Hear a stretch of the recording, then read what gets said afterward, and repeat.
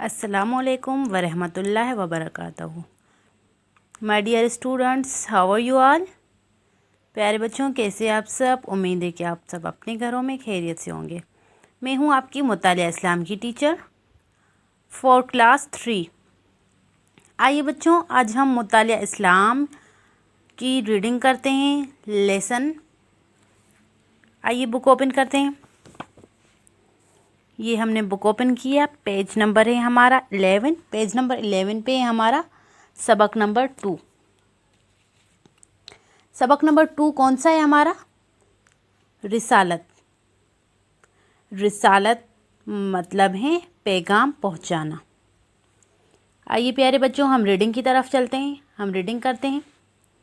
استاد صاحب نے کمرہ و جماعت میں داخل ہوتے ہی سلام کیا اور بچوں سے ان کی خیریت دریافت کی۔ بچوں نے سلام کا جواب دیا۔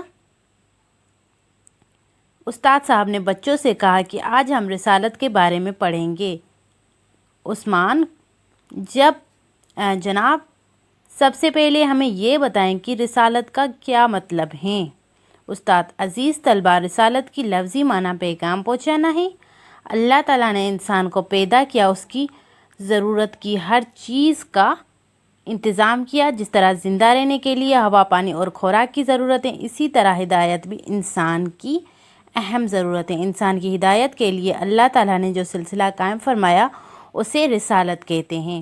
عامر: جناب، سلسلہ رسالت میں کون لوگ شامل ہیں؟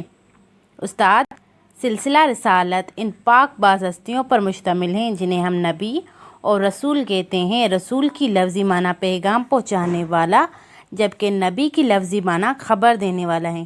چونکہ ان ہستیوں نے لوگوں کو اللہ تعالیٰ کا پیغام پہنچایا اور انہیں سیدھے راستے کی خبر دی، اسی لیے انہیں نبی اور رسول کہتے ہیں۔ حضرت آدم علیہ السلام سب سے پہلے نبی تھے۔ احمد: انبیاء کرام علیہ السلام کی تعداد اور تعلیمات کیا تھی؟ استاد: اللہ تعالیٰ نے دنیا میں 1,24,000 نبی اور رسول بھیجے۔ تمام نبیوں اور رسولوں کو ایک اللہ کی عبادت کرنے کی دعوت دی، انہیں برے کام چھوڑنے اور نیک کام کرنے کا حکم دیا۔ عزیز طلبہ، عقیدہ رسالت پر ایمان رکھنا اسلام کا بنیادی عقیدہ ہے۔ پیارے بچوں، ہمارا لیسن تھا رسالت۔ رسالت کی لفظی معنی ہے پیغام پہنچانا۔ مائی ڈیئر اسٹوڈنٹس، جیسے کہ ہم اپنی کلاس میں، ہمارے اسکول میں جیسے کہ ہمارے کلاس ہوتے ہیں، ویسے اس لیسن میں بتا رہا ہے کہ استاد صاحب کمرہ جماعت میں مطلب کہ کلاس میں داخل ہوتے ہی استاد صاحب نے کیا کیا؟ سلام کیا اور بچوں سے ان کی خیریت معلوم کی کہ آپ کیسے ہیں، اور بچوں کو بتایا کہ آج ہم کیا پڑھیں گے؟ رسالت کے بارے میں پڑھیں گے۔ اور فوراً عثمان ایک اسٹوڈنٹ تھا، اس نے استاد سے پوچھا کہ رسالت کا مطلب کیا ہے؟ استاد بتاتا ہے کہ رسالت کی لفظی معنی پیغام پہنچانا ہے۔ اللہ تعالیٰ نے انسان کو پیدا کیا، اس کی ضروریات کی ہر چیز کا انتظام کیا، جس طرح زندہ رہنے کے لیے۔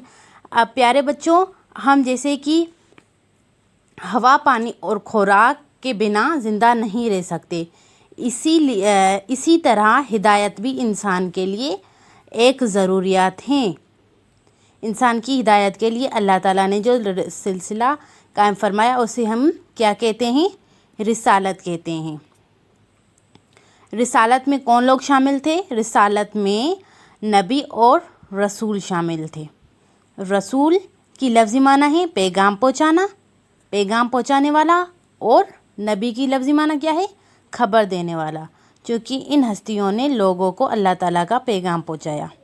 اور کیا؟ حضرت آدم علیہ السلام سب سے پہلے نبی تھے۔ اب احمد اسٹوڈنٹ پوچھتا ہے کہ انبیاء کرام علیہ السلام کی تعداد اور تعلیمات کیا تھی؟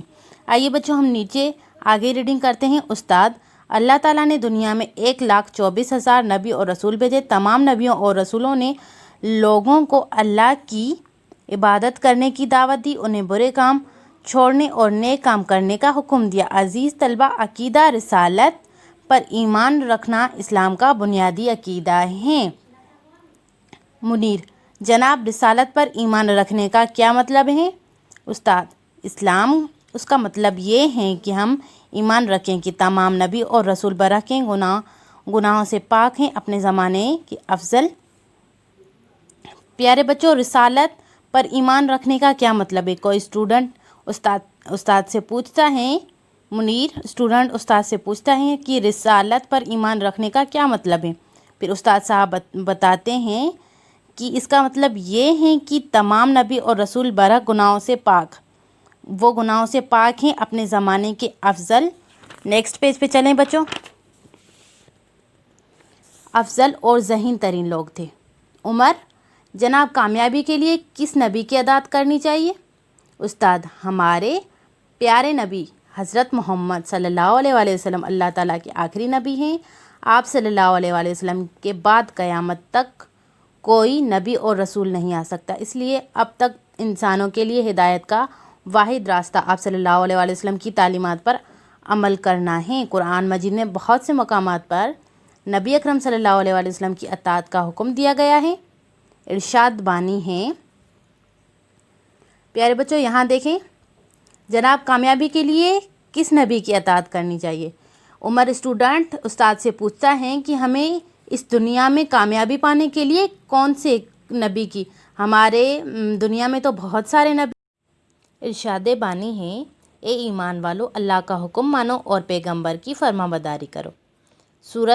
سورت محمد آیت نمبر 33۔